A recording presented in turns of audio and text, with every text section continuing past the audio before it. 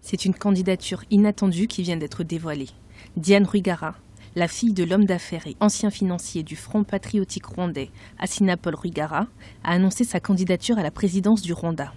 Elle devient la 3e candidate indépendante et surtout la première femme à se présenter face à Paul Kagame lors du scrutin du 4 août 2017. Dans une société où on n'a pas le droit de critiquer, je suis la personne qui parle des problèmes, des vrais problèmes qui sont dans notre pays. En tant que Rwandais, on devrait avoir le droit d'exprimer nos opinions. Élu en 2003, puis réélu en 2010 avec plus de 90% des voix, Paul Kagame avait annoncé au début de l'année qu'il se représenterait pour un 3e mandat de 7 ans. Depuis son annonce, 3 autres candidats ont fait part de leur volonté d'accéder également à la magistrature suprême.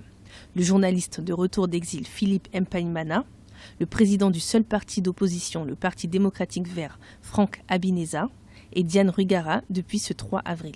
Une femme relativement jeune en politique, qu'est-ce que ça signifie pour le Rwanda? Ça serait différent si c'était un autre nom. Mais je veux dire, c'est un nom de Rwigara. En quoi est-ce que le passé de son père pourrait éventuellement influencer la perception que les Rwandais auront d'elle? Âgée de 35 ans, la femme d'affaires Diane Rwigara entend combattre la pauvreté, l'injustice et défendre la liberté d'expression des Rwandais. Alors que son père a longtemps financé le FPR, notamment dans les années 90, Diane Rwigara se place en totale opposition avec les méthodes du parti.